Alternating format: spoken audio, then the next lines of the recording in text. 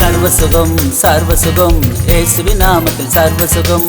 தேவபலன் தேவபலன் இயேசுவின் நாமத்தில் தேவபலன்.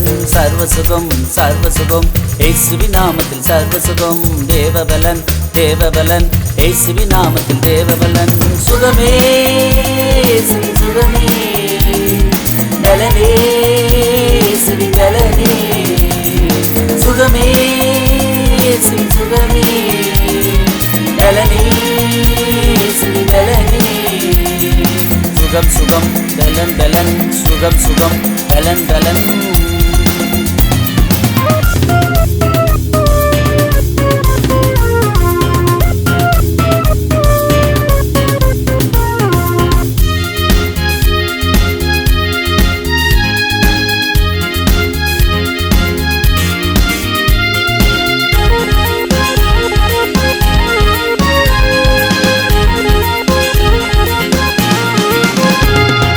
இயேசுவின் ரத்தத்தில் சர்வசுகம், இயேசுவின் கிருபையால் சர்வசுகம். இயேசுவின் ரத்தத்தில் சர்வசுகம், இயேசுவின் கிருபையால் சர்வசுகம். சுகமே இயேசுவின் சுகமே, பலனே இயேசுவின் பலனே. சுகமே இயேசுவின் சுகமே, பலனே இயேசுவின் பலனே. சுகம் சுகம் பலன் பலன், சுகம் சுகம் பலன் பலன்.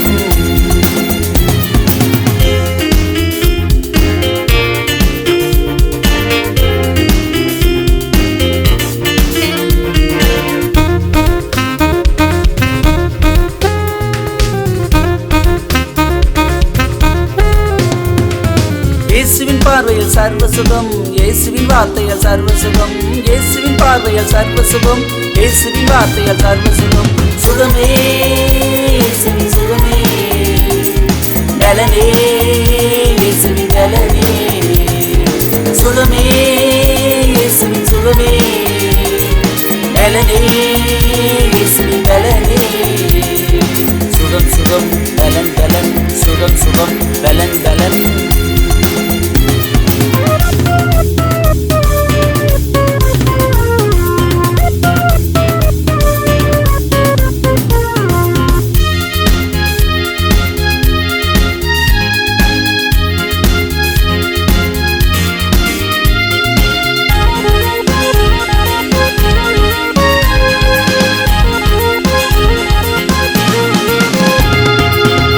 காயத்தால் சர்வசுகம், இயேசுவின் கருணையால் சர்வசுகம்.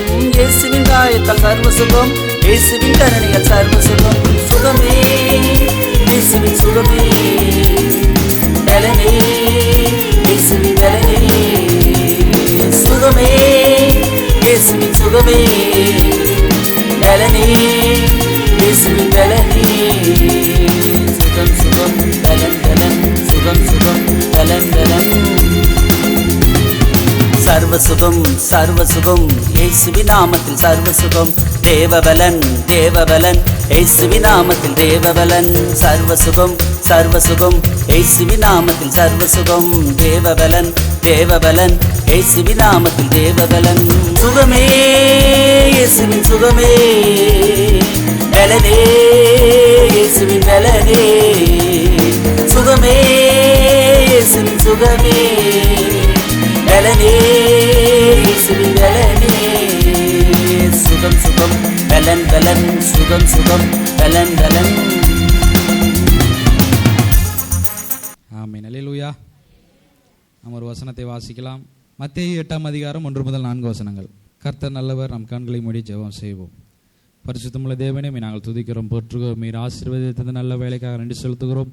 ஆண்டவரே ஸ்தோத்திரம். இந்த ஆராதனை மூலியமாக ஆண்டவரே, இந்த நாங்கள் படித்த வசனத்தின் மூலியமாக கர்த்தரங்களோடு கூட பேசுங்க. எங்களுடைய இந்த ஆண்டவரே, இந்த பிரசங்கத்தின் மூலியமாக எங்களுடைய ஆண்டவரே, நம்முடைய வார்த்தை எல்லாருக்கும் நாங்கள் ஆண்டவரே ஸ்தோத்திரம் ஆண்டவரே, அதை நாங்கள் பிரசங்கிக்கிற போது ஆண்டவரே எல்லாரும் செவி கொடுத்து அதன்படி கேட்டு நடக்கிற பிள்ளைகளாக ஆண்டவருக்கு ஆண்டவரே ஸ்தோத்திரம் ஆண்டவரை கீழ்ப்படுகிற பிள்ளைகளாக கர்த்தர் ஒவ்வொரு மாற்றி மகிமையினால் கிருபையினால் கத்தை இடைக்கட்டி கொண்டு வழிநடத்தி செல்ல முடியாது ஜெபிக்கிறோம்.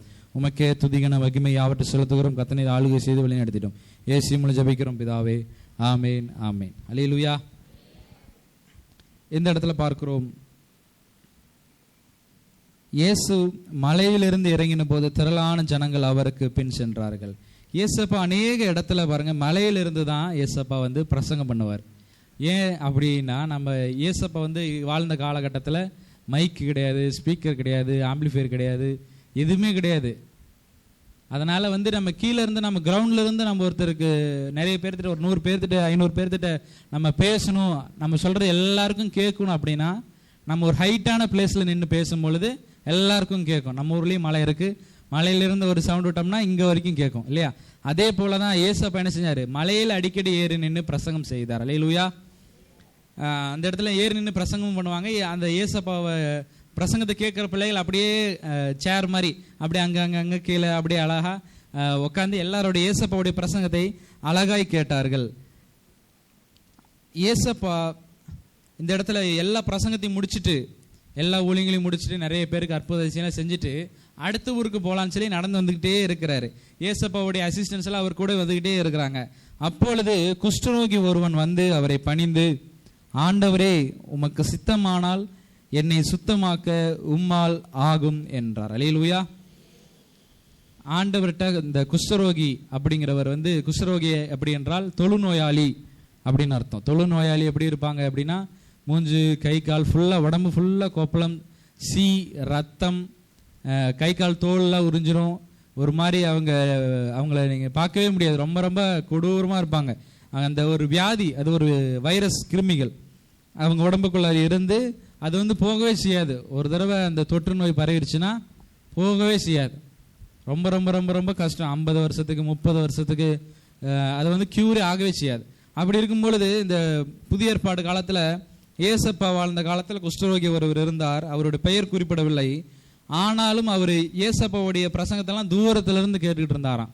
தூரத்திலிருந்து கேட்ட உடனே அந்த வழியை இயேசப்பா போறான்னு தெரிஞ்சுட்டு அவர் இயேசப்பாவை நடுவழியில் பார்க்குறாரு. இயேசப்பாவை அந்த குஷ்டரோகி அவர், ஆண்டவரே, உமக்கு சித்தமானால் என்னை சுத்தமாக்க உம்மால் ஆகும் என்றார். பாருங்க, ஆண்டவர்கிட்ட வேண்டுதல் செய்கிறார். ஆண்டவரே, எப்படியாச்சும் எனக்கு உதவி செய்யுங்க, இந்த குஷ்டரோக பிரச்சனையிலிருந்து, இந்த தொழுநோயாளி பிரச்சனையிலிருந்து என்னை சுகமாக்குங்க, உங்களுக்கு சித்தம் தானே, எல்லாத்தையும் குணமாக்குற தேவன், என்னையும் நீங்க குணமாக்குங்க இயேசப்பா அப்படின்னு சொல்லி சொல்றாரு.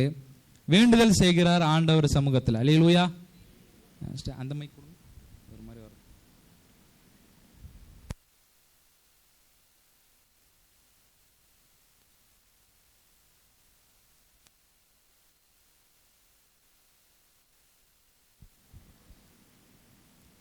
இயேசு தமது கையை நீட்டி அவனை தொட்டு, எனக்கு சித்தம் உண்டு, சுத்தமாகு என்றார். அல்லேலூயா. இந்த இடத்துல இயேசப்பா என்ன செய்யறார், கையை நீட்டி தொட்டு சுகமாக்குகிறார். இயேசப்பா நிறைய அற்புதம் செஞ்சிருக்கார் பைபிள்ல, டிஃப்ரெண்டா செய்வார். இயேசப்பா ஒவ்வொரு முறையும் அற்புதம் செய்யும் பொழுது தொட்டு சுகமாக்குவார், தொடாமலும் சுகமாக்குவார், வசனத்தை சொல்லி சுகமாக்குவார், ஒரே வார்த்தையில சொல்லி சுகமாக்குவார். தண்ணிக்குள்ளார ஆத்துல 7 தடவை மூழ்கி எந்திரி, உடனே உனக்கு அற்புதம் நடக்கும்னு சொல்லுவார். அவர் தொடாமலே இவர் சொன்ன பேச்சை கேட்ட உடனே 7 தடவை ஆற்றுல மூழ்கி எந்திரிப்பாங்க, உடனே அற்புதம் நடக்கும். மண்ணை எடுத்து கண்ணில் பூசி கண்ணை தெரிய வைப்பார். அதனால் ஆண்டவர் செய்கிற அற்புதம் வந்து யாராலும் கணிக்கவே முடியாது, யாராலும் கெஸ் பண்ணவே முடியாது. டிஃப்ரெண்ட்டாக அற்புதம் ஆண்டவர் செய்வார். அப்படி இருக்கும் பொழுது இயேசுப்பா தொழுநோயாளி வந்து தொட்டு சுகமாக்குறார். பழைய ஏற்பாடு காலத்தில் தொழுநோயாளி வந்து யாரும் தொடவும் மாட்டாங்க, அவங்க கிட்டவும் போக மாட்டாங்க. அவங்க வந்து தொழுநோயாளிகள் எப்படி இருப்பாங்கன்னா, ஒரு ஊர் இருக்குன்னா லாஸ்ட் எண்டில் இருப்பாங்க. ரொம்ப ரொம்ப ரொம்ப அந்த அந்த லாஸ்ட் எண்டுக்கு யாரும் போகாமல் இருப்பாங்க இல்லையா? அந்த எண்டில் கொண்டு போய் இவருக்கு ஒரு தொழுநோயாளிக்கு ஒரு கூடாரம் வீடு செஞ்சு அவர் அங்கே உட்கார வச்சுருவாங்க. அவர் பார்க்குறதுக்கு யாரும் போகவும் மாட்டாங்க. சாப்பாடு கொடுப்பதற்கு ஒருத்தர் மட்டும்தான் போய் தூரத்துலேயே வச்சுட்டு வந்துடுவாங்க சாப்பாடு 3 வேளையும். இவங்க வந்ததுக்கப்புறம் அவர் கொஞ்ச நேரம் கழித்து அந்த நோயாளி வந்து சாப்பாடு தனியாக எடுத்துகிட்டு போய் வீட்டுக்குள்ளே வச்சு தான் சாப்பிடணும். அவர் அந்த நோயாளி, அந்த தொழுநோயாளி வந்து சர்ச்சுக்கு வரக்கூடாது, ஊருக்குள்ளே வரக்கூடாது, கடைக்கு போகக்கூடாது, எந்த பொருளும் வாங்கக்கூடாது, தொடவும் கூடாது, மற்றவங்களை பார்க்கவும் கூடாது அப்படின்னு சொல்லி ரொம்ப ரொம்ப ரொம்ப ரொம்ப ரூல்ஸ் அண்ட் ரெகுலேஷன்ஸ் அதிகமாக இருந்துச்சு பழைய ஏற்பாடு காலத்தில். ஏனென்றால் அது வந்து தொற்று நோய். யாராச்சும் அவர் தொட்டாங்கன்னா அது அப்படியே அந்த சீ மூலியமாக டக்குன்னு பரவிடும் அவருக்கும் அந்த நோய். அப்படி இருக்கும் பொழுது பழைய ஏற்பாடு காலத்தில் நிறைய சுகம் நடைபெறவில்லை இந்த தொழுநோயாளிகளுக்கு. ஏனென்றால் பழைய ஏற்பாடு காலத்தில் ஆண்டவர் நேரடியாக அங்கே இல்லை. அல்லேலூயா. ஆனால் புதிய ஏற்பாடு காலத்தில் இயேசப்பாவை நேரடியாக இறங்கி வந்து ஒவ்வொருவருக்கும் தொட்டு சுகமாக்குகிறார். அல்லேலூயா. எனக்கு சித்தம் உண்டு சுத்தமாக என்றார். நான் ஆசைப்படுறேன், சரி நீ சுத்தமாகிற, நீ யூ ஆர் கிளீன்ட் அப்படின்னு சொல்றாரு. ஒரே வார்த்தையில அவர் என்ன செய்யறாரு? குஷ்டரோகம் நீங்கி அவன் சொஸ்தமானான். அல்லேலூயா. உடனே சடன்லி உடனே அவருடைய குஷ்டம் என்ன செஞ்சிருச்சு? அந்த பிரச்சனை எல்லாம் நீங்கிடுச்சு, கிளீன் ஆயிடுச்சு. நார்மல் பாடி எப்படி இருக்கும் இல்லையா, எந்த நோய் இல்லாம அப்படி ஆயிடுச்சு. அப்போ ஏசப்பா அவனை சொல்றாரு, இதை நீ ஒருவருக்கும் சொல்லாதபடி எச்சரிக்கையாயிரு, ஆயினும் அவர்களுக்கு சாட்சியாக நீ போய் ஆசாரியனுக்கு உன்னை காண்பித்து. ஏசப்பா என்ன சொல்றாரு? ஆசாரியனுக்கு போய் காண்பி ஃபர்ஸ்ட் அப்படின்னு சொல்றாரு. ஏன் ஆசாரியன்ட்ட காண்பிக்கணும் அப்படி சொல்றாரு? ஆசாரியன்னா யாரு? பாஸ்டர். அவங்களாம் ஆசாரியர்கள். அப்போ ஆசாரியர் பாஸ்டர்ட்ட போயிட்டு நீ காமி, இந்த அற்புதத்தை நீ காண்பிச்சு நீ அங்க நீ அடுத்து என்ன செய்யணும்னா மோசே கட்டளையிட்ட காணிக்கையை செலுத்து என்றார். அல்லேலூயா. இப்போ பாருங்க, ஒரு ஏசப்பாக்கிட்டே அற்புதம் வாங்கிட்டாரு, சுகமாயிட்டாரு. அப்போ இவர் நினைச்சிருந்தா டக்குன்னு வீட்டுக்கு போயிருக்கலாம் இல்லையா? ஆனா ஏசப்பா இந்த இடத்துல மறுபடியும் கோட் பண்றாரு. அப்படின்னா மோசே காலத்திலே அந்த காணிக்கை அப்படிங்கிற ஒரு கட்டளை இருந்திருக்கு. மோசே காலம் என்னது? ஆதியாகமம். ஆதியாகமத்தில் இருக்கு மோசேனுடைய வரலாறு. அப்போ ஆதியாகமம் முடிஞ்சு அதுல இருந்து மத்தேயு கிட்ட வந்தாச்சு. 35-36 ஆகமங்கள் தாண்டி வந்தாச்சு. எத்தனையோ வருஷங்கள் ஆயிடுச்சு. 1000 வருஷங்கள் 500 வருஷங்களுக்கு இடையில கேப்பு. பழைய ஏற்பாட்டுக்கும் புதிய ஏற்பாட்டுக்கும் நடுவில் ரொம்ப வருஷம் கேப்பு இருந்தாலும் ஏசப்பாவே ஞாபகம் வச்சு மோசே கட்டளையிட்ட காணிக்கையை செலுத்து அப்படின்னு சொல்லி ஏன் அந்த நோயாளி பத்தி சொல்றாரு? அப்ப அந்த இடத்துல காணிக்கை எவ்வளவு முக்கியம் வாய்ந்ததாக இருக்கிறது என்று நாம் நினைத்துக் கொள்ள வேண்டும். அல்லேலூயா. எந்த அற்புதம் நடந்தாலும் நாம் என்ன செய்யணுமா? ஆண்டவருக்கு மகிமையை செலுத்தணும், காணிக்கையை செலுத்தணும். ஏன்னா அதன் மூலியமாக ஆண்டவருடைய நாமம் அநேகருக்கு மகிமைப்படும். அல்லேலூயா. இதை பார்க்கிற பிள்ளைகள், கேட்கிற பிள்ளைகள், இப்ப குஷ்டரோகம் சரியாயிடுச்சு அப்படின்னு திடீர்னு அவங்க 50 வருஷம் கழிச்சு 30 வருஷம் கழிச்சு ஒருத்தர் பார்க்கும்போது எப்படி இருக்கும்? ரொம்ப சந்தோஷமா இருக்கு இல்லையா?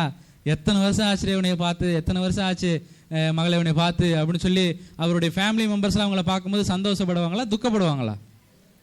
சந்தோஷப்படுவாங்க இல்லையா? ஏன்னா ரொம்ப வருஷம் குஷ்டத்திலிருந்து பெரிய நோயிலிருந்து ஆண்டவர் விடுதலை தந்து அவர் வீட்டுக்கு போகும்பொழுது எல்லாரும் சந்தோஷப்பட்டு கட்டி அணைச்சு ரொம்ப அவருடைய அன்பை செலுத்துவார்கள்.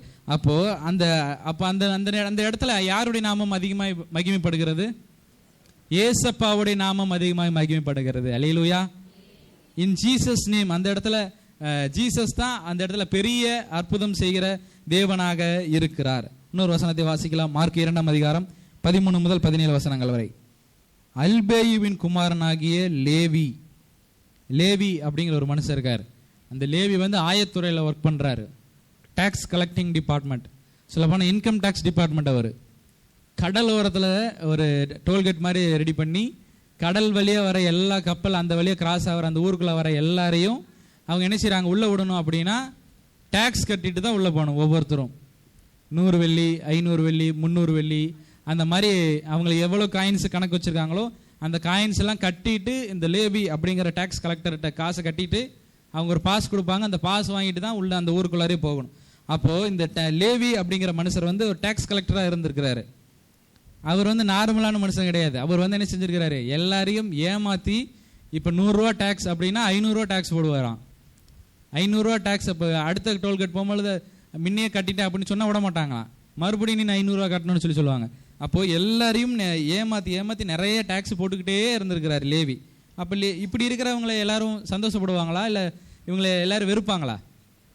எல்லாரும் வெறுப்பாங்க இல்லையா? டேக்ஸ் மேலே டேக்ஸ் போட்டுக்கிட்டே இருந்தால் என்னதான் பண்ணுறது? ரொம்ப கடல் கடந்து வந்திருக்காங்க, இங்கே மறுபடியும் டேக்ஸ் கூட அதை கூட இதை கூடன்னா என்ன செய்வாங்க? அப்படி இருக்கும்பொழுது இந்த லேவியை யாரும் பேசவே மாட்டாங்க. இந்த லேவிங்கிற மனுஷர் கூட பேச மாட்டாங்க, பழக மாட்டாங்க, அவர் இருக்கிற இடத்துக்கிட்டே போக மாட்டாங்க. அவருக்கு ஃப்ரெண்ட்ஸ் யாரும் கிடையாது, அவருக்கு ஃபேமிலியும் யாரும் கிடையாது. இப்படி இருக்கும்பொழுது இவங்க ஃபேமிலி எல்லாரும் திட்டுவாங்க இல்லையா? உன் பையன் தான் பாரு இங்கே எனக்கு 1000 வெள்ளி போட்டான், உன்னோட மகன் தான் இங்கே எனக்கு ஃபைன் போட்டான், எக்ஸ்ட்ரா ஃபைன் போட்டான் அப்படின்னு சொல்லி எல்லாரும் திட்டுவாங்க அவங்களுடைய ஃபேமிலி. அதனாலேயே இவர் லேவி எல்லாரும் வெறுத்தார்களாம். அப்படி இருக்கும் பொழுது அந்த வழியே ஏசப்பா போறாரு. கடல் கடந்து ஒரு ஊர் முடிச்சு அடுத்த ஊருக்குள்ள போறாரு ஏசப்பா ஊழியம் செய்வதற்காக, அற்புதம் செய்வதற்காக. அந்த இடத்துல லேவியை பார்த்து சொல்றாரு, எனக்கு பின் சென்று வா. அப்படின்னா பின்னாடி போயிட்டு முன்னாடி வா அப்படின்னு அர்த்தம் கிடையாது. என்னை பின்பற்று. அல்லேலூயா. எனக்கு பின் சென்று வா அப்படி என்றால் ஃபாலோ மீ அப்படின்னு அர்த்தம். அல்லேலூயா. Follow me. ஏன் அப்படி ஒரு ரெண்டே வேர்டு தான், ஃபாலோ மீ, என்னை பின்பற்று. அப்போ ரெண்டே வேர்டில் ஏன் முடிக்கிறார் அப்படின்னா, அந்த இடத்துல ஒரு பெரிய சத்தியம் அடங்கி இருக்கிறது. எல்லாராலும் வெறுக்கப்பட்டவர், ஆனால் ஆண்டவரால் ஏற்றுக்கொள்ளப்பட்டவர். அல்லேலூயா. யாரு? லேவி, த டாக்ஸ் கலெக்டர். எல்லாராலும் வெறுத்தாலும் யார் அவரை நேசிக்கலினாலும் ஆண்டவர் அவரை நேசிக்கிறார். அல்லேலூயா. ஆண்டவர் அவரை நேசிச்சதுனால என்னை பின்பற்றுன்னு சொல்லிட்டார். என்னை பின்பற்றுனாவே முடிஞ்சு. என்னையே பின்பற்றணும், என்னுடைய வசனத்தை கீழ்ப்படி, நான் செய்கிற அற்புதத்தை நீ இன்னும் செய்யணும், என்னுடைய அபிஷேகத்தை உனக்கு கொடுக்குறேன், என் மூலியமா உன்னை கொண்டு பெரிய காரியங்களை செய்வேன் அப்படின்னு சொல்லி நிறைய அர்த்தங்கள் இந்த ரெண்டே வேர்டுக்குள்ள அடங்கி இருக்கு, கம்ப்ரஸ் ஆயிருக்கு. என்னை பின்பற்றுங்க ஒரு 2 வேர்டுக்குள்ளார நிறைய மீனிங் இருக்கு அதுக்குள்ளார. அப்படி இருக்கும்பொழுது உடனே அவர் என்ன செய்யறாரு? அவன் எழுந்து அவருக்கு பின் சென்றான். அல்லேலூயா. உடனே அவர் கலெக்டிங் பண்ணியிருக்கிற மணி எல்லாத்தையும் அங்கேயே வச்சுட்டு கூட இருக்கிற அசிஸ்டன்ட் எல்லாம் கொடுத்துட்டு, இனிமேல் நான் அங்கிட்டு வரமாட்டேன், நீங்களே எல்லாம் பார்த்துக்கோங்க, நான் ஏசப்பா பின்னாடி போறேன் அப்படின்னு சொல்லி என்ன செஞ்சிட்டாரு? உடனே ஏசப்பா பின்னாடி போறாராம். அல்லேலூயா. இந்த இடத்துல பாருங்க, ஃபர்ஸ்ட் டைம் நம்ம பார்க்கும்போது ஏசப்பா தொட்டு சுகமாக்குறாரு. 2வது டைம் இவரை ரட்சிக்கிறாரு, வாயிலே பேசி ரட்சிக்கிறார். அல்லேலூயா. தொடமுல்ல, அவர் போட்டு அவரை ரொம்ப போட்டு கொடுமைப்படுத்தவும் இல்லை. என்னை பின்பற்றுன்னு ஒரு வேர்டு சொல்றாரு. ஏசப்பா யாருன்னு அவருக்கு தெரியாது. அதுக்கு முன்னாடி லேவிக்கு முன்ன பார்த்ததே கிடையாது. ஆனா திடீர்னு பார்த்த உடனே அவர் சொன்ன உடனே ஏன் அவர் கேட்கிறார், கீழ்ப்படுகிறார்? அப்படி என்றால் ஏசப்பாவை பார்க்கும் பொழுதே ஒரு பிரசன்னம் இருந்தது. அல்லேலூயா. ஏசப்பாவை பார்க்கும் பொழுதே ஒரு தேவ மகிமை. அவர் எங்க போனாலும் அற்புதம் நடக்கும். ஏசப்பா எங்க இருந்தாலும் ஒரு சமாதானம் இருக்கும். அல்லேலூயா. அப்ப அவர் ஏசப்பா அந்த வழியை வரும் பொழுதே தூரத்திலே லேவி கண்டுபிடிச்சிருப்பாரு. என்ன ரொம்ப ஒரு மாதிரி நல்லா இருக்கே, எல்லாரும் இல்லாத மாதிரி இவர் என்னை பார்க்க வராரு, ஆண்டவரா இருக்குமோ ஒரு வேலை அப்படின்னு சொல்லி இவர் ஃபர்ஸ்டே கெஸ் பண்ணிடுறாரு. கெஸ் பண்ணி இவர் சொன்ன உடனே ஆண்டவர் பின்னாடி போகிறார், அவருக்கு கீழ்ப்படுகிறார், செவி கொடுக்கிறார். அல்லேலூயா. இப்போ இந்த பின்னாடி இருக்கிற இடத்துல பார்க்கிறோம், ஏசப்பா கூட நிறைய பேர் இருக்கிறாங்க. 18ஆம் வசனம், யோவானுடைய சீசரும் பரிசேயினுடைய சீசரும் உபவாசம் பண்ண வந்திருந்தார்கள். 2 குரூப் ஆஃப் பீப்புள்ஸ் ஃபாஸ்டிங் இருக்கிறாங்க. யோவானுடைய பீப்புள்ஸும் ஃபாரிசீஸ் அவங்களுடைய குரூப் ஆஃப் பீப்புள்ஸும் ஃபாஸ்டிங் இருக்கிறாங்க. அப்போ அவர்களிடத்தில் யோவானுடைய சீசரும் பரிசேயருடைய சீசரும் உபவாசிக்கிறார்களே, உம்முடைய சீசர் உபவாசியாமல் இருக்கிறது என்னவென்று கேட்டார்கள். ஏசப்பா கிட்ட கொஸ்டின் பண்றாங்க. இங்க 2 குரூப் ஆஃப் பீப்புள்ஸ் ஒழுங்கா கமாண்ட்மெண்ட்ஸை ஃபாலோ பண்ணி, கட்டளைகளை ஃபாலோ பண்ணி உபவாசம் இருக்கிறாங்க. இப்போ உங்க கூட ஏசப்பா கூட இருக்கிறவங்க ஏன் இப்போ ஃபாஸ்டிங் இருக்கல ஏசப்பா அப்படி எக்ஸ்பிளைன் பண்ணுங்க அப்படின்னு சொல்லி கேட்குறாங்க. அதற்கு ஏசப்பா சொல்றாரு, மணவாளன் தங்களோடு இருக்கையில் மணவாளனுடைய தோழர் உபவாசிப்பார்களா? மணவாளன் தங்களுடன் இருக்கும் வரைக்கும் உபவாசிக்க மாட்டார்களே. இந்த இடத்துல பாருங்க, 2 அர்த்தங்கள் அந்த இடத்துல இருக்கு. ஏசப்பா இன்னும் கொஞ்ச நாள் தான் அவங்க கூட இருப்பாரு, ஆனா அவங்க யாருக்கும் தெரியாது. இன்னும் ஏசப்பா 3 வருஷம் தான் தன்னுடைய சீசர்கள் கூட இருப்பாருன்னு சொல்லி அவங்களுடைய 12 சீசர்களுக்கு தெரியாது. அவங்க மிச்சம் இருந்த 70 சீசர்களுக்கு அவங்களுக்கும் தெரியாது. அவங்க கூட மணி சப்போர்ட் பண்ண 150 சீசர்களுக்கு அவங்களுக்கும் தெரியாது. அப்போ ஏசப்பா மறைமுகமாக இந்த வசனத்துல சொல்றாரு, மணவாளன் தங்களோடு இருக்கையில் மணவாளனுடைய தோழர் உபவாசிப்பார்களா? மாப்பிள்ளை இருக்கும்பொழுது மாப்பிள்ளையோட ஃப்ரெண்ட்ஸ் ஃபாஸ்டிங் இருப்பாங்களா, இருக்க மாட்டாங்களா? அவங்க ஃபாஸ்டிங் இருக்க மாட்டாங்க இல்லையா? நல்லா கறி மீன் முட்டையெல்லாம் சாப்பிட்டுட்டு ஷாப்பிங்லாம் பண்ணிட்டு தங்களுக்கு ஃபங்க்ஷனுக்கு என்னென்ன தேவை எல்லாம் ஃபுல்லாக வாங்கிட்டு நல்லா சந்தோஷமா இருப்பாங்க மேரேஜ் வரைக்கும் இல்லையா? அதே போல ஏசப்பா சொல்றாரு, நான் மாப்பிள்ளையா இருக்கிறதுனால என் கூட இருக்கிற யாரு இவங்க இப்போதைக்கு ஃபாஸ்டிங் இருக்க மாட்டாங்கப்பா, ஆனா 3.5 வருஷம் முடிஞ்ச நீ சிலுவையில் அடிச்சு நான் பரலோகம் சென்றதுக்கு அப்புறம் எல்லாரும் ஒழுங்கா ஃபாஸ்டிங் இருப்பாங்கன்னு சொல்லி சொல்றாரு. அல்லேலூயா. அதான் சொல்ல 20ஆம் வசனம், மணவாளன் அவர்களை விட்டு எடுப்படும் நாள் வரும், அந்த நாட்களில் உபவாசிப்பார்கள். அல்லேலூயா. பார்த்தீங்களா, கரெக்டாக சொல்றாரு ஏசப்பா. இன்னும் கொஞ்ச நாள் தான் நான் இருப்பேன், நான் பரலோகம் சென்றுட்டேன்னா அந்த நாட்டிலிருந்து கடைசி மூச்சு வரைக்கும் அவங்க கண்டிப்பாக என்ன செய்வாங்க, உபவாசம் இருந்து ஜெபிப்பார்கள். அல்லேலூயா. அந்த இடத்துல 2 குரூப் ஆஃப் பீப்புள்ஸ்க்கு ஆண்டவர் ஒரே வசனத்தில் பதில் சொல்றாரு. அப்போ பாருங்க, உபவாசம் என்பது முக்கியமாக இருக்கிறது. அல்லேலூயா. அதனால தான் நம்ம திருச்சபையில் 40 நாள் ஃபாஸ்டிங் இருக்கிறோம். Lent days are fasting days அப்படிங்கிற சொல்லலாம். 40 நாள் எதற்காக ஃபாஸ்டிங் இருக்கிறோம்? ஆண்டோடைய சமூகத்தில் இந்த டைமிங்கில் நம்ம காத்திருந்து ஈஸ்டர் வரத்துக்குள்ளார, குட் ஃப்ரைடே வரத்துக்குள்ளார நாம் என்ன செய்யணும், ஆண்டோடைய சமூகத்தில் எப்படியாச்சும் ஒரு ஆசீர்வாதத்தை பெற வேண்டும் என்ற ஒரு நிச்சயத்திற்காக நாம் ஃபாஸ்டிங் இருக்கிறோம். அல்லேலூயா. நிச்சயமா யாரெல்லாம் ஃபாஸ்டிங் இருக்கிறீர்களோ அவர்களை கர்த்தர் நிச்சயமாய் உயர்த்துகிற தேவன் வல்லமை உள்ளவராக இருக்கிறார். அல்லேலூயா. லேவி அப்படிங்கிற மனுஷரை ஆண்டவர் எப்படி அழைக்கிறார்? கொஞ்ச நாள் கழிச்சு மத்தேயு அப்படின்னு சொல்லி ஏசப்பாவே அழைக்கிறாரா? மத்தேயு என்றால் கடவுளின் பரிசு, காட்ஸ் கிஃப்ட் அப்படின்னு அர்த்தம். இந்த மீனிங் மேத்யூ அப்படின்னா காட்ஸ் கிஃப்ட் அப்படின்னு அர்த்தம். மேத்யூ தான் பாருங்க புதிய ஏற்பாடு காலத்தில் அழகா புஸ்தகங்களை எழுதியிருக்கிறாரு. 26 சாப்டர்ஸ் எழுதியிருக்கிறார். அல்லேலூயா, அல்லேலூயா. பாருங்க, ஏசப்பா செய்த அற்புதத்தை 4 சாப்டர்லேயே முடிச்சுட்டாங்க. மத்தேயு, மார்க்கு, லூக்கா, யோவான், இந்த 4 புக்கு, இந்த 4 சுவிசேஷ புக்லேயே ஏசப்பா செய்த அற்புதங்கள், அதிசயங்கள், அடையாளங்கள், என்னென்ன காரியங்கள் ஏசப்பா செஞ்சாரோ எல்லாத்தையும் ஒரே சாப்டர்ல முடிச்சிட்டாரு மேத்யூ. அப்போ பாருங்க, ஏசப்பா கூடவே இருந்ததுனால, அவர் கண்ணால் பார்த்ததுனால அவர் ஒரு புக் எழுதி அதில் பைபிள் அட்டாச் பண்ணி நமக்காக கொடுத்துருக்கிறார்கள். அவர் அப்பவே பைபிள் எழுதலை, இந்த மேத்யூ புக் எழுதலை அப்படின்னா நம்ம இன்னைக்கு படிக்க முடியுமா? மத்தேயோ படிக்க முடியாது. அவர் செய்த அற்புதங்கள் நம்ம படிக்க முடியுமா? அதை படித்து நம்ம விசுவாசிக்க முடியுமா அப்படின்னா முடியாது. ஏன்னா மத்தேயுங்கிற புக்கு இருந்திருக்கவே செய்யாது. அப்போ அப்படி இல்லாதபடிக்கு ஏசப்பாவை கண்ணாலே கண்டவர்கள் அவருடைய சீசர்களாகிய லேவியான மத்தேயு, அவர் தான் மத்தேயு புஸ்தகத்தை எழுதி முடிக்கிறார். நமக்கு அந்த புஸ்தகத்தை வைத்து விட்டு போயிருக்கிறார். அல்லேலூயா. அரண்மனைக்குள்ள வரும் வரைக்கும் தெரியாதான் எஸ்தருக்கு ஒரு பெரிய அரியணை சிங்காசனம் இருக்குது. அந்த அரண்மனைக்குள்ள ஒரு பெரிய சிங்காசனம் எஸ்தருக்கு இருக்கு அப்படின்னு சொல்லி யாருக்கு தெரியாது? அரண்மனைக்குள்ள உள்ள என்ட்ராகிற கேட்டு வரைக்கும் எஸ்தருக்கு தெரியாது. என்ட்ரானதுக்கு அப்புறம் அங்கே உள்ள போய் அந்த காரியங்களை சந்திச்சதுக்கு அப்புறம் தான் தெரியும் ஆண்டவர் எஸ்தரை பெரிய ராஜாதியாக மாற்ற போகிறார் என்று. அல்லேலூயா. அந்த இடத்துல ஒரு சஸ்பென்ஸ் இருக்குது. ரெண்டாவது சஸ்பென்ஸ் என்னன்னா, அடிமையாக விற்கப்பட்டாங்க யோசேப்பு. அடிமையாக விற்கப்படும் போது கூட தெரியாது யோசேப்பு பின்னாட்கள் ஒரு கொஞ்சம் வருஷம் கழிச்சு, ஒரு 5 வருஷம் 3 வருஷம் கழிச்சு பார்வோனுக்கு அடுத்த பெரிய ஒரு மந்திரியாக உயரதிகாரியாக மாறப்போகிறார் அப்படின்னு சொல்லி யோசேப்புக்கு தெரியவே செய்யாது. அந்த இடத்துல ஒரு பெரிய சஸ்பென்ஸ். 3வது சஸ்பென்ஸ், யோனாவை ஆண்டவர் என்ன செய்றாரு? கடல்ல அவங்க தூக்கி போட்டுட்டாங்க. மழை பெய்யுது, புயல் அடிக்குது, இடி மின்னல்லாம் பெய்யுது, 2 பக்கம் அடிக்குது, நடு கடல்ல மாட்டிக்கிட்டாரு. யோனா நினைச்சிருப்பாரு, நாம இன்னைக்கு செத்துட்டோம் போல இருக்கு, ஆண்டவர் பேச்சு கேட்காம இங்க கப்பல்ல இங்க தப்பிச்சு போலான்னு பார்த்தா நடுக்கடல்ல ஆண்டவர் அடிச்சுன்னு இருக்கிறாரு அப்படின்னு சொல்லி யோனா நினைச்சாரு. அப்பயும் ஆண்டவர் யோனாவை அவர் சாகாதபடிக்கு ஒரு பெரிய திமிங்கலத்தை கொண்டு அவரை காப்பாற்றி, உன்னை கொண்டு தாண்ட ஒரு ஊரே ரசிக்க போறேன்னு சொல்லி சொல்றாரு. அல்லேலூயா. 3 நாள் மீனின் வயிற்றுக்குள்ள இருந்து ஃபாஸ்டிங் இருக்கிறாரு யோனா. இப்போ பாருங்க, அது ஒரு விதமான டைப் ஆஃப் ஃபாஸ்டிங்.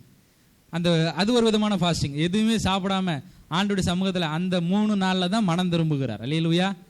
அதுக்கு முன்னாடி மனம் திரும்பாத மனுஷர் யோனா சொன்ன பேச்சு கேட்காம கீழ்ப்படியாம ஆண்டவர் ஒன்று சொன்ன இவர் ஒன்று செய்யறதுக்காக வேற கப்பல் ஏறி போயிட்டு இருக்கிறாரு. ஆண்டவர் எங்கே நீ போனாலும் அங்கே அடிச்சு நொறுக்க ஆண்டவருடைய வசனம் தான் அந்த இடத்துல மகிமைப்படும். அல்லேலூயா.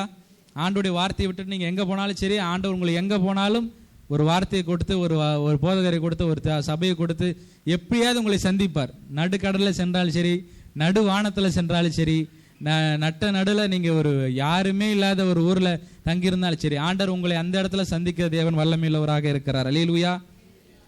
எல்லா சூழ்நிலையிலையும் தேவன் நமக்காக ஒரு திட்டத்தை வைத்திருக்கிறாராம். அல்லேலூயா.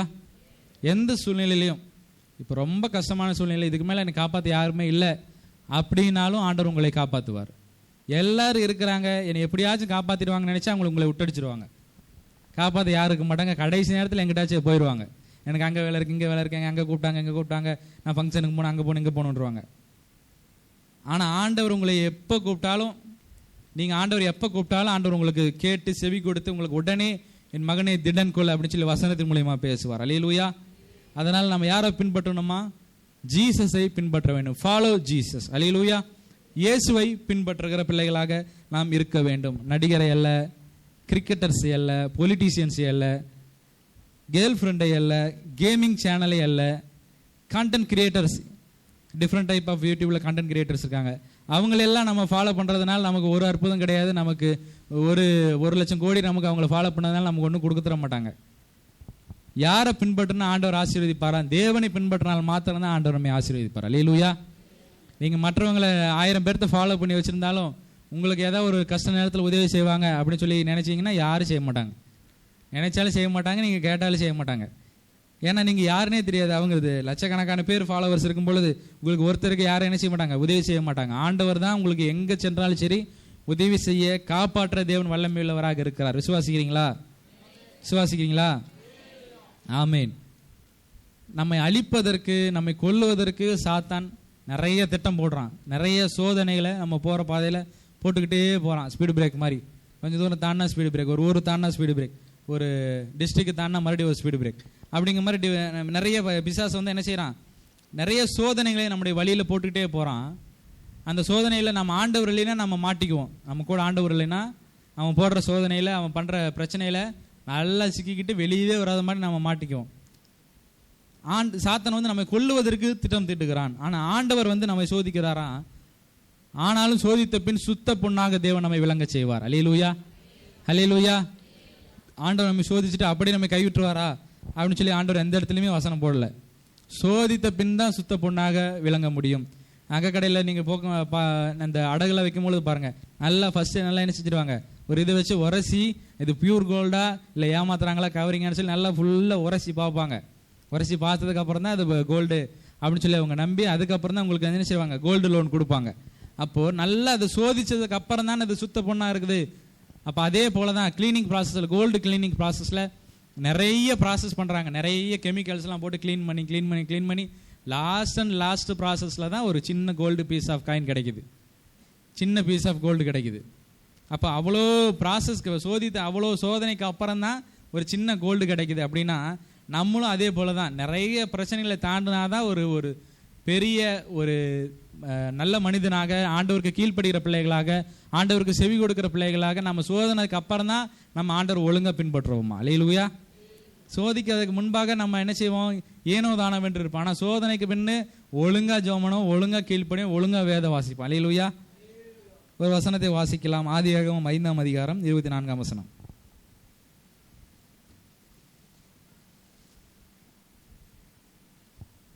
ஆதியாகமம் 5:24ஆம் வசனம்.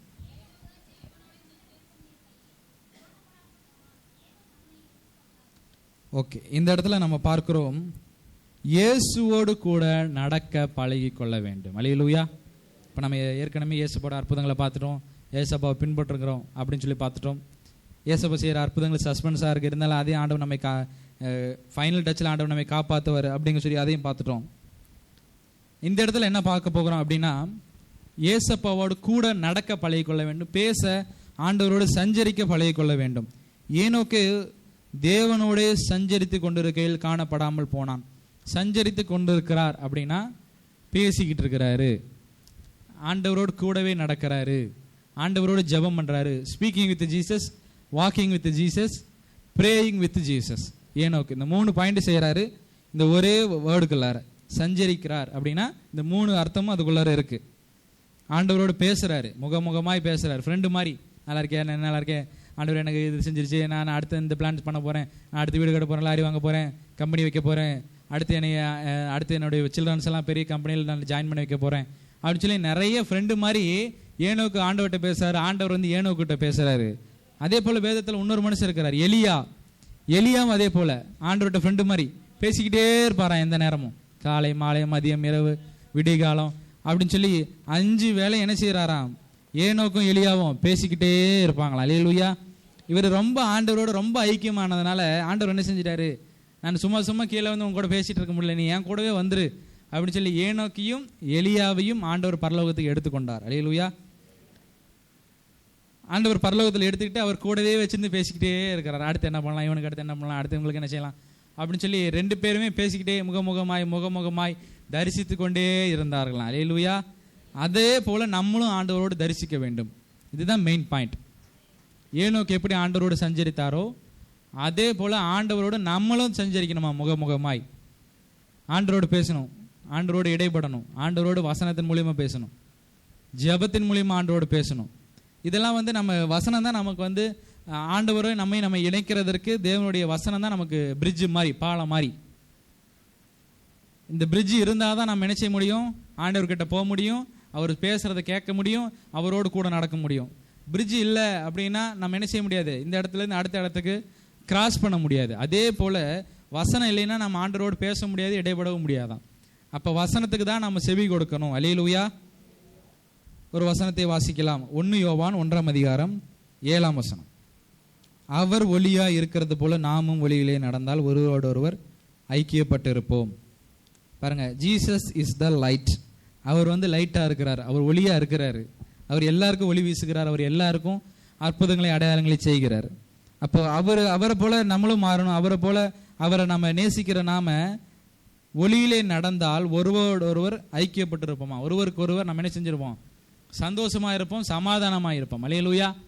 அவரோட ஐக்கியம் இல்லை அப்படின்னா எல்லாரோட சண்டை கட்டிக்கிட்டு எங்கே போனாலும் மூஞ்ச உம்முனை வச்சுக்கிட்டு முறைச்சிக்கிட்டு இங்கே வந்து அங்கே போகிறது, அங்கே வந்து இங்கே போகிறது அப்படின்னு சொல்லி நம்ம என்ன செஞ்சுருப்போம், சண்டையோடு இருந்திருப்போம்.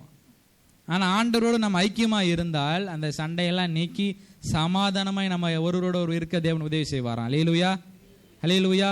நம்ம வெளிச்சத்தில் நடக்கணுமா, வேதம் தான் நமக்கு வெளிச்சம், அவருடைய வசனம் தான் நமக்கு பாதைக்கு தீபம். அப்போ அந்த வெளிச்சத்தில் நம்ம ஃபாலோ பண்ணும் பொழுது ஆண்டவர் நமக்கு உதவி செய்ய தேவன் வல்லமை உள்ளவராக இருக்கிறார். அவருடைய குமாரனாகிய இயேசு கிறிஸ்துவின் ரத்தம் சகல பாவங்களை நீக்கி நம்மை சுத்திகரிக்கும். அவருடைய ரத்தம் தான் நம்மை சுத்திகரிக்குதான். அல்லேலூயா. அவருடைய வார்த்தை நமக்கு வெளிச்சம் கொடுக்குது. அவருடைய ரத்தம், அவருடைய வசனம், அவருடைய வார்த்தை நம்முடைய எல்லா பாவங்களையும், நம்ம என்ன பாவம் ரசிக்கப்படாத முன்னே சேர்ந்திருந்தாலும் சரி, ஆண்டவரிடத்தை வந்து ஜெபம் பண்ணும் பொழுது, அறிக்கையிட்டு ஜெபம் பண்ணும் பொழுது எல்லா பாவங்களையும் கர்த்தர் நீக்கி உங்களை பரிசுத்தமாக்க தேவன் வல்லமையுள்ளவராக இருக்கிறார். அல்லேலூயா. நான் பரிசுத்தராகியால் நீங்களும் பரிசுத்தராயிருங்கள்னு வசனத்தில் சொல்லியிருக்கு. ஆண்டவர் ரொம்ப பரிசுத்தமாக இருக்கிறார். He is the Holi one. ஆண்டவர் ரொம்ப பரிசுத்தர். அப்போ நம்ம அவரை பின்பற்றுற, அவரை ஃபாலோ பண்ணுற, நாம ஜீசஸ் நம்ம ஃபாலோ பண்ணுறோம். அப்போ நம்மளும் என்ன செய்யணும், ஹோலியாக இருக்கணும், பரிசுத்தமாக இருக்கணும். அல்லேலூயா. மீகா 6:8. உன் தேவனுக்கு முன்பாக மனத்தாழ்மையாய் நடப்பதை அல்லாமல் வேறு எண்ணத்தை கர்த்தர் உன்னிடத்தில் கேட்கிறார். அல்லேலூயா. இந்த இடத்துல பாருங்க, ஃபர்ஸ்ட் ஆண்டவருக்கு முன்பாக நம்ம என்ன செய்யணும், தாழ்மையாய் நடக்க பழகி கொள்ளணும். அல்லேலூயா. தாழ்மையா இருப்பது தான் கர்த்தருக்கு பிரியமானது. தாழ்மை இல்லை என்றால் ஆண்டவர் வந்து பெருமை உள்ளவர்களுக்கு எதிர்த்து நிற்கிறார். நம்ம எப்படி இருந்தாலும் சரி, ஆண்டவருக்கு முன்பாக, அவருடைய சமூகத்துக்கு முன்பாக தாமே தாழ்த்தி ஜெபிக்கணும். அல்லேலூயா. அதனால தான் முழங்கால் படிக்கிட்டு ஜெபம் பண்ணுங்க, கரங்களை உயர்த்தி பாட்டு பாடுங்க, கரங்களை உயர்த்தி ஆராதனை செய்யுங்க. எல்லாரும் எழும்பி நின்று நம்ம ஒன்று சேர்ந்து எல்லாரும் ஒன்று சேர்ந்து கர்த்தருடைய நாமத்தை மகிமைப்படுத்தலாம். எல்லாம் கையை தட்டி பாட்டு பாடுங்க. காணிக்கை டைமில் எல்லாரும் எழும்பி நின்று எல்லாம் ஒன்று சேர்ந்து இணைந்த மாதிரி பாடலை பாடி காணிக்கை கர்த்தருடைய நாமத்துக்காக நம்ம காணிக்கை செலுத்துங்க அப்படின்னு சொல்லி. எதனால் இதை எல்லாத்தையும் சொல்கிறோம், நம்ம என்ன செய்யறோம், அவர் வசனத்துக்கெல்லாம் நம்ம கீழ்ப்படுகிறோம், நம்ம தம்மை தாழ்த்தி இதெல்லாம் செஞ்சோம்னா ஆண்டவர் நம்ம பிரியப்படுவார். அல்லேலூயா. இதெல்லாம் நம்ம யாரெல்லாம் மனத்தாழ்மையாக இதெல்லாம் செய்கிறாங்களோ கர்த்தர் அவர்கள் மேல் பிரியமாக இருக்கிறார். அல்லேலூயா. அப்போ பாருங்க, தாழ்மையோடு நடக்க பழகி கொள்ளணும், ஆண்டவரோடு பேச நல்லா பழகி கொள்ளணும், வெளிச்சத்தில் நடக்க பழகி கொள்ளணும். அல்லேலூயா. நிறைய பாயிண்ட் நம்ம பார்த்துட்டே இருக்கோம். அப்புறம் இன்னும் நிறைய பாயிண்ட் இருக்கிறது. நல்லவர்கள் வழியில் நாம் நடக்க பழகி கொள்ளணும். அல்லேலூயா. நல்லவர்கள் வழி என்றால் 4 பேருக்கு உதவி செய்கிற பிள்ளைகளாக, 4 பேருக்கு நல்லது செய்கிற பிள்ளைகளாக, 4 பேருக்கு கொடுத்து உதவுகிற பிள்ளைகளாக, உங்களை கொண்டு அநேகருக்கு ஆண்டவர் உங்களை உயர்த்துகிற பிள்ளைகளாக நீங்கள் இருக்கணும். அப்படின்னா நீங்கள் ஃபர்ஸ்ட் ஆண்டவருக்கு என்ன செய்யணுமா, கீழ்ப்படிய வேண்டும். அல்லேலூயா. அதுதான் மனத்தாழ்மை. ஆண்டவரை யாரெல்லாம் கீழ்ப்படிஞ்சு வசனத்துக்கு செவி கொடுக்குறாங்களோ அவங்களெல்லாம் தேவன் உயர்த்துகிறார். அப்போ ஆண்டவர் அவர்களை உயர்த்தும் பொழுது அவர்களை மேன்மேலும் மேன்மேலும் மேன்மேலும் உயர்த்தப்படுவார்கள். அல்லேலூயா. கீழ்ப்படியிலைன்னா அவர்கள் என்ன செய்வாங்க, உயரவே முடியாது. அவங்களோட வாழ்க்கையில் அவங்க பெருமையாக இருக்கும் பொழுது அவங்களோட வாழ்க்கையில் ஒன்றுமே செய்ய முடியாது. இவங்களை பார்த்து 4 பேர் என்ன செய்வாங்க, இவங்களே இப்படி இருக்கிறாங்க, நம்மளும் இப்படி தான் இருக்கணும், இவங்களே சொன்ன பேச்சு கேட்காம ஆண்டவர் கீழ்ப்படியாமல் இருக்கிறாங்க, அப்போ நம்ம மட்டும் என்னத்துக்கு ஆண்டவர் கீழ்ப்படியாமல் இருக்கணும்னு சொல்லி இவங்களை பார்த்து 4 பேர் என்ன செய்வாங்க, தப்பான காரியத்தை கற்றுக்கொள்வார்கள். நம்ம ஒழுங்காக இருந்தோம்னா நம்மளை பார்த்து 4 பேர் திருந்துவார்கள். நம்மை கொண்டு தான் சாட்சி அநேகருக்கு வெளிப்படும். அல்லேலூயா. நம்முடைய பிள்ளைகளை பார்த்து தான் அடுத்த பிள்ளைகள் வந்து கற்றுக்கொள்கிறார்களாம். ஆண்டோடைய பிள்ளையை பார்த்து தான் அடுத்த பிள்ளைகளை வச்சு திட்டுறாங்க. பார், அந்த பிள்ளையை பார், ஒழுங்காக சர்ச்சுக்கு போகிறா, ஒழுங்காக வந்து வசனத்தை கேட்குது, ஒழுங்காக வசனம் சொல்லுது, ஆண்டவருக்கு கீழ்ப்படியுது, ஆண்டோடைய வசனத்துக்கு என்ன சொன்னாலும் சரி. சர்ச்சில் ஏதோ ஒரு ப்ரேயராக வந்து கலந்துக்கிறாங்க, ஒரு மீட்டிங்காக லாங்கில் போய் கலந்துக்கிறாங்க, சர்ச்சில் ஃபாஸ்டிங் ப்ரேயராக அவங்களே ஜபகுருப்பெல்லாம் எழுதி கொடுத்து 40 நாள் 30 நாள் 10 நாள் கலந்துக்கிறாங்க. வாரம் தவறாமல் கரெக்டாக 10 o'clock ஆராதனை கலந்து கொள்கிறாங்க. கரெக்ட் டைமிங்க்கு திருவிருந்துக்கெல்லாம் நல்ல முக்கியத்துவம் கொடுத்து உபவாசம் இருந்து ஜெபிச்சுட்டு வராங்க. அப்படின்னு சொல்லி உங்களை கொண்டு தான் 4 பேர்த்த வச்சு திட்டணும். அல்லேலூயா. உங்களை கொண்டு பாரு, இவனே சொன்ன பேச்சு கேட்க மாட்டேங்கிறான், ஆராதனைக்கு 10 மணி ஆராதனைக்குன்னா 12 மணிக்கு தான் வரான், இவனை பார்த்து தான் நம்ம கற்றுக்கணும் அப்படின்னு சொல்லி நம்ம என்ன செஞ்சிடக்கூடாது. உங்களை பார்த்து மற்றவங்க இப்படி வழி மாறி போயிடக்கூடாது. உங்களை பார்த்து நீங்கள் 10 மணிக்கு வந்தால் தான் உங்களுடைய பிள்ளைகள் 9:35 வருவாங்க. ஏன்னா நம்முடைய அம்மாவே நம்முடைய அப்பாவே டைமிங்க்கு வந்துட்டாங்க, நம்ம அவங்கள ஃபாலோ பண்ணுற நம்ம அதுக்கு முன்னாடி கொஞ்சம் ஏர்லியராக கிளம்பி வந்தோம்னா ஆண்டவர் நம்ம இன்னும் அதிகமாக ஆண்டோட இன்னும் வசனத்தை கேட்பதற்கு, இன்னும் முன்னாடி வந்து அரேஞ்ச்மெண்ட்ஸ் பண்ணுவதற்கு, இன்னும் ஏதாவது கிளீனிங் டியூட்டி இருந்துச்சுன்னா எதனா செய்வதற்கு, இன்னும் ஏதாச்சும் ஒர்க்கு சபையில் சின்ன சின்ன வேலை இருந்துச்சுன்னா முன்னாடி நேரப்பட வேலையில் வந்து செஞ்சால் ஆண்டவருக்கு அதன் மூலியமாக ஆண்டோட நாம மகிமைப்படும் அப்படின்னு சொல்லி உங்களை பார்த்து தான் உங்களுடைய பிள்ளைகள் கற்றுக்கொள்வார்கள். அல்லேலூயா. அதனால் நம்ம என்ன செய்யணும்? வசனத்துக்கு செவி கொடுக்குற பிள்ளைகளாக நாம் நடந்து கொள்ளணும். நம்ம பார்த்து தான் 4 பேர் கற்றுக்கொள்ள வேண்டும். அல்லேலூயா. நம்ம ஆண்டோடைய வழியில் நடக்கும் பொழுது நம்ம பார்த்து நடக்கிற பிள்ளைகள் உங்களை பார்த்து உங்களுடைய வழியில் அழகாக நடப்பார்கள். உங்களுடைய வசனத்துக்கு, நீங்கள் சொல்கிற வார்த்தைக்கு, நீங்கள் சொல்கிற அட்வைஸுக்கு கீழ்ப்படிந்து உங்களை பார்த்து அழகாய் நடந்து அவருடைய வாழ்க்கையில் முன்னேறுகிற தேவ பிள்ளைகளாக ஒவ்வொருவரையும் கர்த்தர் மாற்றுவார். அல்லேலூயா. நாம் இன்றைக்கி நிறைய காரியத்தை குறித்து பார்த்தோம். ஆண்டோடைய அற்புதங்கள், அடையாளங்கள், அவர் பின்பற்றினா என்னென்ன நடக்கும் அப்படின்னு சொல்லி நிறைய காரியத்தை பார்த்தோம். அவருடைய பின்பற்றி அவருடைய வசனத்துக்கு செவி கொடுத்து உபவாசம் இருந்து எல்லா காரியத்தையும் நாம் ஒழுங்காக நம்முடைய ஆவி ஆத்மா சரீர 3ஐயும் ஒன்றிணைச்சு நம்ம சமூகத்தில், ஆண்டோடைய சமூகத்தில் நின்று ஜெபம் பண்ணும் பொழுது கர்த்தர் நிச்சயமாக நம்முடைய ஜெபத்தை கேட்பார். அல்லேலூயா. நம் கண்களை மூடி ஜெபம் செய்வோம். கர்த்தாவே, இந்த நாளில் ஆண்டவரே, நாங்கள் ஆண்டவரே ஸ்தோத்திரம், நிறைய காரியங்களை குறித்து பார்த்தோம். ஆண்டவரே, குஷ்டரோகியை சுஸ்தமாக்கினவர், ஆண்டவரே ஸ்தோத்திரம், மரித்தல் ஆசீர்வாத உயிரோடு எழுப்பின தேவன், ஆண்டவரே ஸ்தோத்திரம், ஆண்டவரே யோசேப்பை சிறையில் தள்ளினாலும் தேவன் அவனை ஆண்டவரே ஸ்தோத்திரம் வெறுக்காதபடிக்கு, அவனை ஒதுக்கி விடாதபடிக்கு கொஞ்ச நாட்களுக்குள்ளாக அவனை பெரிய உயர் அதிகாரியாக மாற்றினவர். அப்பா ஆண்டவரே ஸ்தோத்திரம், ஆண்டவரே ஸ்தோத்திரம், ஆண்டவரே நம்முடைய சமூகத்தில் ஆண்டவரே ஸ்தோத்திரம், அப்பா ஆண்டவரே ஸ்தோத்திரம், ஆண்டவரே ஆயக்காரனை நம்முடைய பிள்ளையாக மாற்றி உம்மை பின்பற்ற செய்த தேவன். ஆண்டவரே, ஆண்டவரே ஸ்தோத்திரம், ஆண்டவருடைய வார்த்தை எவ்வளவு பெரியது, உம்முடைய வசனம் எவ்வளவு பெரியது. உம்முடைய ஆண்டவரை கீழ்ப்படிதலுக்கு ஆண்டவர் நாங்கள் உகந்த பிள்ளைகளாக, ஆண்டவரே உம்முடைய வசனத்தை நாங்கள் கேட்டு ஆண்டவரே செவி கொடுத்து அதன்படி நடக்கிற பிள்ளைகளாக மாற்றுங்கப்பா. ஆண்டவரே, நாங்கள் நேரப்பட வேலையில் அதிகாலையில் எழுந்து ஆண்டவரே ஸ்தோத்திரம், உடைய வசனத்துக்கு நாங்கள் ஆண்டவரே அதிகாலையில் எழுந்து கீழ்ப்படைந்து ஜெபம் செய்து, அதிகாலையில் ஜெபம் செய்து நேரப்பட வேலையில் தரித்து ஆண்டவருடைய சமூகத்தில் வந்து இன்றைக்கு ஆண்டவருடைய நாள், இன்றைக்கு ரட்சிப்பின் நாள், இன்றைக்கு இந்த ஆண்டவரே பரிசுத்த நாளில் பரிசுத்தமுள்ள தேவனை நாம் முழு மனதோடு அலங்கரிக்க வேண்டும், ஆசரிக்க வேண்டும் என்கிற ஒரு நிச்சயத்தோடு ஆண்டவரே ஒவ்வொரு பிள்ளைகளும் சபைக்கு அவர் உதவி செய்யுங்கப்பா. ஆண்டவரே, ஏனதானவென்று சபைக்கு ஆண்டவரே ஒவ்வொருவரும் வராதபடிக்கு ஒவ்வொரு பிள்ளைகளையும் கர்த்தர் ஆண்டவரே ஸ்தோத்திரம், நீங்கள் தான் வசனத்தின் வாயிலாக பேசுங்க ஆண்டவரே. நீரே அவர்களை தொட்டு ஆண்டவரே ஸ்தோத்திரம், ஆண்டவரே ஒவ்வொருவரே ஆண்டவரே ஸ்தோத்திரம் கர்த்தர் தொட்டு ஒவ்வொரு காரியங்களையும் கர்த்தர் நேர்த்தியாக மாற்றி தருவீராகப்பா. ஆண்டவருடைய பிள்ளைகளை பார்த்து அநேகர் ஆண்டவரை ஆச்சரியப்படத்தக்கதாக, ஆண்டவருடைய பிள்ளைகள் எல்லாம் காணத்தக்கதாக ஒவ்வொரு பிள்ளைகளையும் ஆண்டவரே ஸ்தோத்திரம் ஒரு பெரிய சாட்சியுள்ள வாழ்க்கை வாழ தேவன் உதவி செய்து நீர் மகிமைப்படும்படியா ஜெபிக்கிறோம். ஆண்டவரே ஸ்தோத்திரம், கிறிஸ்தவ வாழ்க்கையில் ஆண்டவரே ஆண்டவருடைய சாட்சி, பிள்ளைகளுடைய சாட்சி ஒவ்வொருவருக்கும் ரொம்ப ரொம்ப ரொம்ப முக்கியமானதாக இருக்கிறதப்பா. ஆண்டவரே, உம்முடைய பிள்ளைகளுடைய சாட்சி அநேகரை உயிர்ப்பிக்கிறதாக இருக்க வேண்டும். ஆண்டவரே, உம்முடைய பிள்ளைகளுடைய சாட்சி அநேகரை ஆண்டவரே ஸ்தோத்திரம் ஊன்ற ஆண்டு விசுவாசத்தில் ஊன்றி கட்டி எழுப்புகிற ஆண்டவர் ஒரு சாட்சியாக கர்த்தர் ஒவ்வொரு நீர் மாற்றுங்க. ஆண்டவரே ஸ்தோத்திரம், ஆண்டவரே ஒவ்வொரு சாட்சிகளை கர்த்தர் ஆண்டவரே மேகம் போன்ற திரளான சாட்சிகளை உங்களுடைய சபையில் கர்த்தர் ஏற்படுத்தி தரும்படியாக ஜெபிக்கிறோம். உமக்கே துதியான மகிமையை செலுத்துகிறோம் அப்பா. ஆண்டவரே, உம்மை நாங்கள் பின்பற்ற, உம்மை நாங்கள் ஃபாலோ பண்ண, ஆண்டவரே உம்முடைய வசனத்தை நாங்கள் கேட்க கீழ்ப்படிய தேவநீர் எங்களுக்கு உதவிக்கிற நீட்டும்படியாக ஜெபிக்கிறோம். தொடர்ந்து உம்முடைய ஆனந்த தைலத்தினால் உம்முடைய அபிஷேகம் உள்ள ஆண்டவரே ஸ்தோத்திர வசனத்தினால் நீர் எங்களை நிரப்பி எங்களோடு கூட பேசுங்கப்பா, இடைபடுங்க. உமக்கே துதிகன மகிமையை செலுத்துகிறோம் அப்பா. ஆண்டவரே தேவரீர் ஆண்டவரே சகலத்தையும் செய்ய வல்லவர், நீ நினைத்தது நிறைவேறும். ஆண்டவரே உம்முடைய நாமத்தில் ஆண்டவரே மகிமை, உம்முடைய நாமத்தில் ஆண்டவரே ஸ்தோத்திரம் ஆசீர்வாதம் வரும். ஆண்டவரே, எங்கே நாமத்தில் 2 அல்லது 3 பேர் கூட இருக்கிறவர்கள் மத்தியில் வாசம் செய்வேன் என்று சொன்ன தேவன் தாமே எங்கள் மத்தியில் கூட இருந்து ஆண்டவரே எல்லா ஜனங்களோடு பேசின நல்ல தயவுக்காக நன்றி செலுத்துகிறோம். கர்த்தர் தொடர்ந்து மகிமைப்படுங்க, கர்த்தர் தொடர்ந்து ஆசீர்வதிங்க, கர்த்தர் தொடர்ந்து இரக்கம் செய்யுங்கப்பா, எங்களோடு கூட பேசுங்கப்பா. மீதம் இருக்கிற எல்லா காரியத்தையும் உடைய காரங்களை ஒப்பு கொடுக்கிறோம். இந்த வாரம் நடக்கிற அனைத்து ஊழியங்களையும் உடைய காரங்களை ஒப்பு கொடுக்கிறோம். கர்த்தர் நீர் ஆளுகை செய்து வழி நடத்திடும் ஆசீர்வதியும் பொறுப்படும். உமக்கே துதிக்க நம்ம மகிமை செலுத்துகிறோம். ஏடிசி மூலம் ஜெபிக்கிறோம் பிதாவே. ஆமேன், ஆமேன்.